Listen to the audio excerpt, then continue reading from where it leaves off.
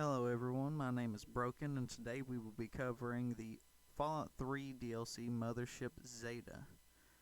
Fallout 3 has 5 downloadable content, or DLCs, that expand the game world to add in more content, weapons, armor, and locations to explore.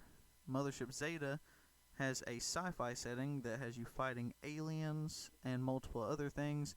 I won't ruin it too much since this is the beginning of the video, but before we get into it, I'd like to ask everybody to like and subscribe, as it is my personal goal to reach 500 subscribers by the end of this year so I can get these videos monetized.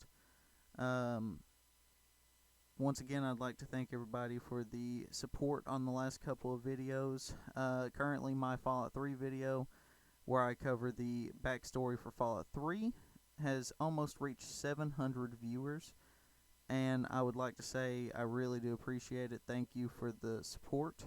And if you didn't already know, this series will be done in collaboration with Infinite Wanderer. Channel link can be found below. He will be covering the Point Lookout DLC and Operation Anchorage. His Operation Anchorage DLC video will be dropping the same time as mine. Once again, the video link will be found in the description below, and let's get into it. This DLC expands on multiple different things that happen throughout the Fallout games. The first mention of aliens that you can find in the Fallout series is in Fallout 1, when you can find a wrecked alien ship with a alien blaster. You can also find aliens in the Fallout 3, 4, and New Vegas games, with the correct perks, of course. Personally, I think the concept of this DLC is awesome. I love the idea of having aliens and expanding something so small into something with a whole lot of playable content. This DLC took me about 4.5 hours to complete while I was at work. I could have done it sooner, but I did really enjoy this DLC and everything that it brought with it. The Mothership Zeta DLC was released on August 3rd of 2009 for Xbox 360 and PC, and it was later released for PlayStation 3 on October 8th of 2009. A lot of people at the time gave this DLC a pretty low review. It can be found to be mixed or average if you check the reviews now. A lot of people said that it was repetitive, leans too far into the FPS gameplay, copious glitches, but they all say that it looks great and that the loot and other things that you can find in this DLC, such as the weapons, the sellable objects, and things like that, are fantastic, and I completely agree. The atmosphere of this DLC, as you would expect, is very alien. This DLC gives us our first look at cryo weapons in the Fallout series, which would later be reintroduced in Fallout 4. There's very unique visuals that can be found in this DLC as well, as you can see by the gameplay behind this. The weapon effects are very amazing in my opinion. They add a whole lot compared to the base game effects that you would find in most weapons, which tend to be very bland, as there's nothing extra that you can really do with those weapons in the base game. This DLC adds new mechanics to the gameplay, as well as new items that can be found and sold. As you can see here, I pick up a drone control device. This can be found in the robot assembly plant area of the ship. It can help you control the androids / robots found in this area of the ship. They can help you in multiple different parts of this DLC, not just anything found in the robot assembly area as shown here. You can find 2 different robots, one with a melee attack and one with the drone cannon that I will be covering later. Next, you have the hangar, which adds these pylons that you can use to very quickly dispatch enemies and robots alike. This isn't something that can be found all over the ship. It's only found in this one location. Sadly, it would have been very fun to use this in other parts of the DLC, but sadly that is not the case. You cannot use this in more than one space. It's only found in the hangar bay. That's the only place that you can find this item and use it. Up next, we have the power cores. As previously mentioned, they have to be exploded to move forward in this DLC. Then we have the Alien Epoxy, which is a healing item for your weapons solely. As you can see here, I use 2 of them to heal this alien blaster up to full condition.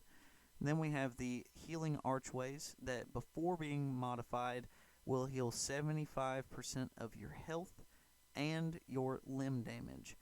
After being modified, however, they will heal up to 100% of your health and limb damage.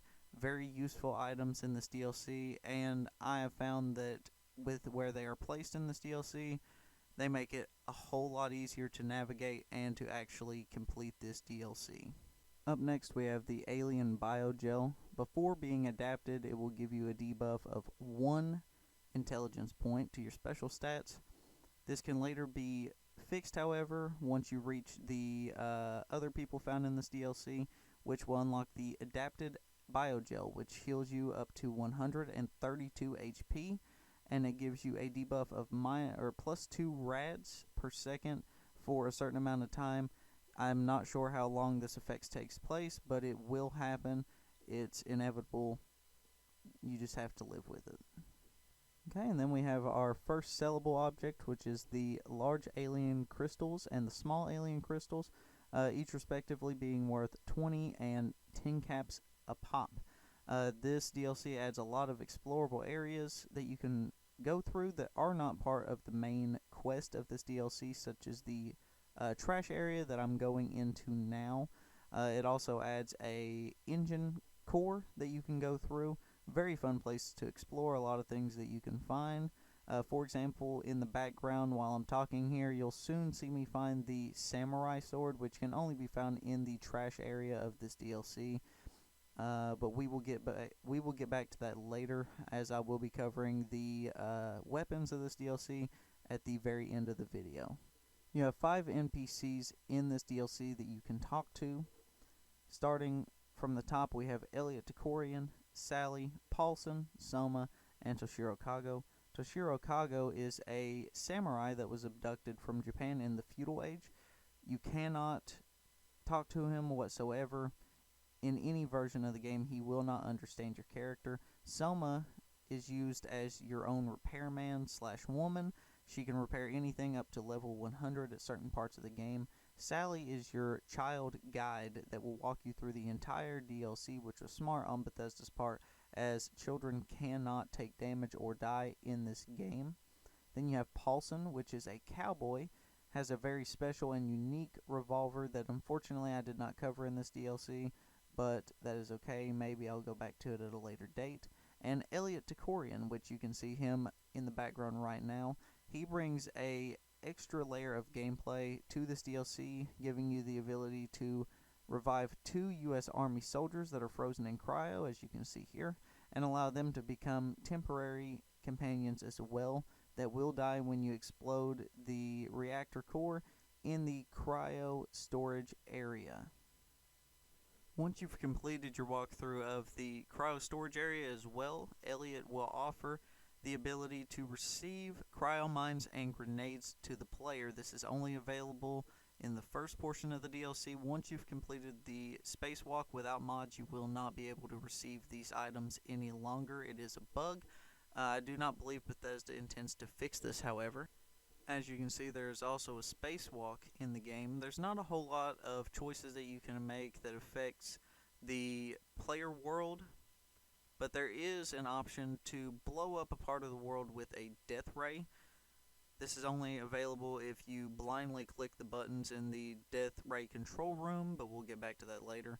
The armory, which is another part of the ship that you can go through, has a lot of lootable objects in there, as you can see in the footage behind this. You can find a set of Enclave Tesla power armor, a lot of alien epoxy, plasma weapons, Gatling lasers, combat armor, and iron armor to be exact. There's more here that you can get, but once again, they are special weapons to this DLC, and I will be covering them towards the end of the video. Overall, in the Fallout community, Mothership Zeta has a mixed reputation, some believing that it is possibly one of the best DLCs in the game, others believing that it's simply meh. I believe that it's possibly one of the best, also one of the worst. Okay, and now it's time to get into the weapons found in this DLC. So as you can see, we have the shock baton, which does 21 damage per hit. Very cool weapon. Then we have the alien atomizer, which is the standard pistol found in this game. It does 27 damage. And then we have the alien disintegrator, which is the standard rifle found in this DLC, which does 60 damage roundabout, depending on your level in energy weapons, of course. Very sleek designs for these weapons, very cool. I use them a lot in my regular playthroughs. I would suggest that a lot of people do this, as you can find basically a ton of ammo in this DLC for these weapons if you loot the right way.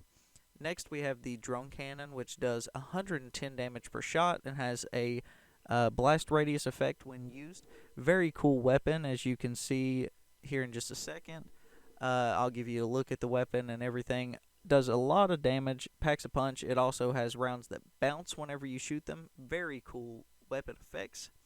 Next, we have the MPLX Nova Surge pistol, which is exclusively found in this DLC. It has the model of a plasma pistol. It's a very cool weapon that can be found. It does a lot of damage compared to the regular plasma pistol that can be found in the game. It looks no different. It's completely the same. Let's move on. Up next, we have the unique version of the alien atomizer found in this DLC called the Atomic Pulverizer. It does a whopping 39 damage compared to the 37 found on the regular pistol in this game.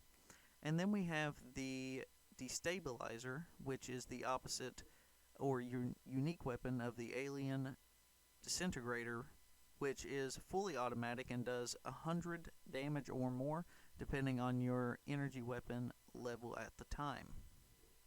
And last and certainly not least, we have the Captain's Sidearm, which is very similar to the alien blaster, but it shoots multiple different shots. It's more like a pistol version of a shotgun. Alright guys, and unfortunately that's all we have for today. If you like the content and you like what I do, I'd ask you to like and subscribe once again for more content. And tell me what's your favorite moments from the Mothership Zeta DLC. Is there anything I missed, anything like that? Once again, I would like to mention that this is a collaboration with Infinite Wanderer. His channel can be found in the description below. And once again, guys, if you like what I do, come and check me out. Have a good day.